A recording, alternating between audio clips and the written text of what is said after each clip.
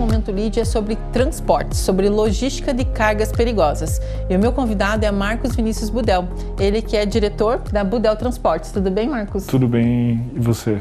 Tudo jóia. Marcos, a logística está no coração do desenvolvimento econômico, né? E a Budel trabalha com uma carga muito específica, que são as cargas perigosas. Correto. Sempre foi assim? Ou a empresa migrou para essa especialização de transporte? No começo não, a gente trabalhava alguns outros ramos, como terraplanagem e o transporte de fertilizantes. E ao longo do tempo a gente foi se especializando, muito em virtude da necessidade de clientes. E hoje a gente é uma referência no mercado, no setor. Isso é uma referência no país, né? Porque a gente vê em todo o Brasil aí circulando os caminhões da Budel. Exatamente, não só no Brasil, mas em todo o Mercosul, né? Então hoje atendemos Uruguai, Argentina e Paraguai também. E é uma empresa que começou aqui no Paraná? Sim, é uma empresa genuinamente paranaense, né? Apesar de ter, né, como você bem falou, hoje segmento nacional e internacional. Ela se iniciou com os meus pais e em meados de 97 eles resolveram sair do negócio e a partir de então a gente começou a vir para o negócio e começar a tocar, né? E é você e tem teus irmãos também que são envolvidos na operação? Sou eu mais 2 irmãos, né? Então eu atuo, o meu irmão cuida mais da parte operacional e uma irmã que cuida da parte administrativa e financeira. Bacana. E o teu pai começou a empresa como caminhoneiro ou começou já como gestão? Como que foi esse começo? Não. Eu acho que a maioria das transportadoras... Geralmente começa com caminhoneiro, né? Exatamente. Ele iniciou como motorista, né? Como o primeiro caminhão já dele. Isso há quantos anos? Isso foi nos anos 50, por aí, 60. E aí, a partir de então, ele começou, né, com uma frota pequena e foi ampliando, né? E hoje a gente tem uma frota de mais de 800 caminhões. Olha que bacana. 800 caminhões desses tanques de cargas perigosas. Hoje a gente tem bem diversificado e a gente atua muito com a necessidade do cliente, né? Então hoje a gente atua bastante no ramo de fertilizantes também, né?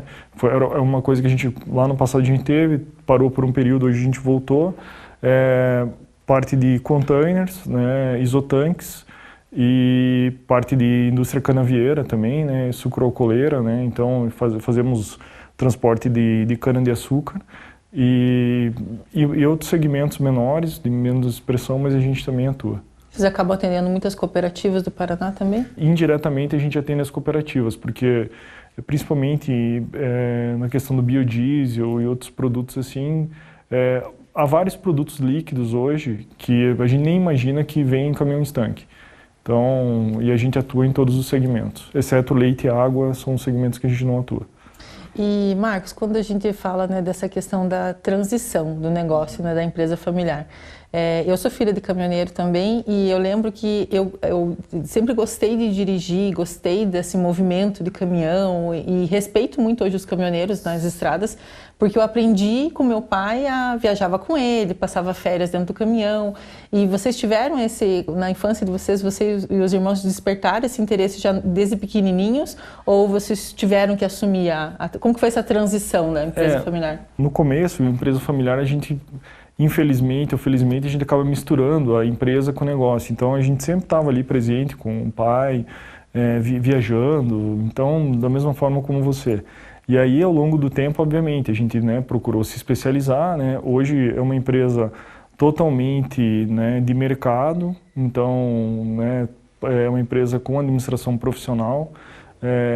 Ao longo do tempo, claro, você vai criando, né, referência e pegando referência com empresas especializadas e acaba crescendo na questão de gestão. Então, hoje a nossa gestão é totalmente profissional, né? A gente tem várias pessoas de mercado hoje que tocam a empresa. Há um problema no nosso segmento que a maioria dos transportadores hoje, uma minoria é empresária.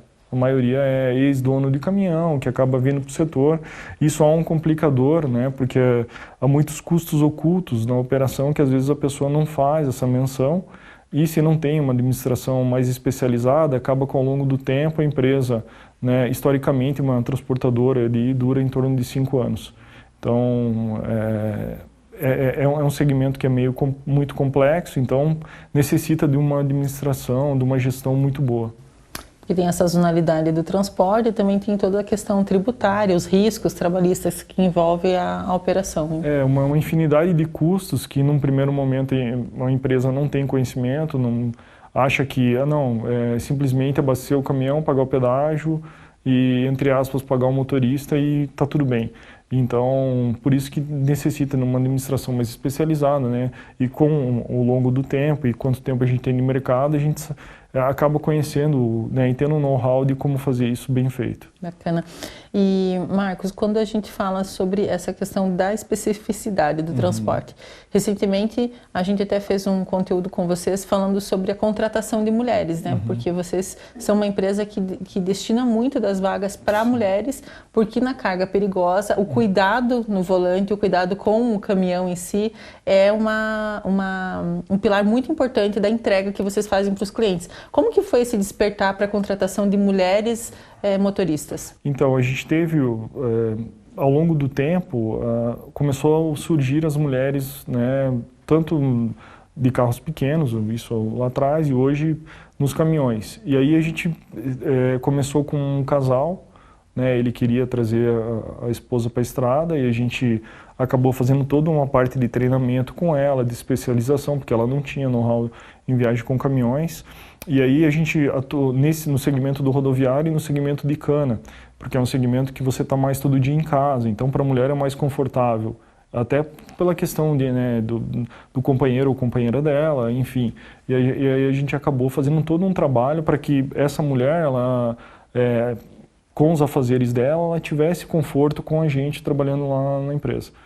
Então, mas tudo isso depende de você, né, fazer todo um trabalho para que isso aconteça. Falando um pouco de segurança, né, então a gente sempre, a nossa visão principal é segurança. Segurança dos nossos colaboradores, das pessoas que estão nas vias, e para isso a gente tem que ter todo um aparato de... hoje todos os nossos caminhões, eles possuem câmera, né, eles possuem um rotograma falado, então é feita uma leitura de todas as estradas que eles passam, os pontos mais perigosos, com uma velocidade compatível ali para o local, ou seja, onde passa esse caminhão, o motorista vai receber um aviso, né, indicando que a velocidade compatível para ele andar seria tanto, e para isso daí tem toda uma inteligência, né, tecnológica por trás ali, que faz todo esse acompanhamento, a checagem, né, incluindo das câmeras e das cercas eletrônicas, por exemplo, além dos limites de velocidade, limites de jornada, de trabalho, que isso, né, a gente tem um papel fundamental, que é o quê? Fazer com que essa segurança, né, seja propagada para os nossos colaboradores e para as pessoas que estão nas vias. Porque isso impacta diretamente a segurança dos usuários das rodovias, né? Além do nosso produto já ser perigoso e demandar isso, né, é uma preocupação que sempre foi enraizada na gente. Bacana. E quando vocês passaram a contratar mais mulheres, vocês também adaptaram os pontos de parada e de descanso para que essas mulheres se sentissem confortáveis, né? Exatamente. E também entra um pouco de onde colocá-las, que fique mais confortável para ela poder... Respeitando essa vulnerabilidade do feminino, né? Eu acho que não é nem vulnerabilidade, porque assim, a gente tem... Peculiaridades, né, da mulher. Porque tem muitas coisas que as mulheres lá na nossa operação, elas fazem melhor que o homem, com uma riqueza de detalhes maior, que às vezes o cliente precisa, né? Então, e para isso, assim, foi algo que trouxe para elas uma condição de trabalho boa, com uma remuneração igual, então a gente não tem diferenciação por homem ou mulher, né? E ao mesmo tempo elas se sentem muito empoderadas com isso, né? Porque, poxa, você está ali, está com um caminhão grande, você, né, tipo, dá uma sensação para elas de empoderamento. Bacana. Vamos ver uma empresa tradicional, de um segmento muito tradicional e muito masculino, abrindo esse espaço para as mulheres. Parabéns. Isso né, obviamente, né, tem a minha irmã que também está lá e ajuda muito nessa questão dessas ideias e também nesse conforto para a mulher. Muito bom. Obrigada, Marcos, pelo bate-papo. Imagina. Obrigado a vocês. E na próxima semana, mais um convidado aqui no Momento Lead, contando cases e histórias de empresas paranaenses que ganham o Brasil e o mundo. Até lá!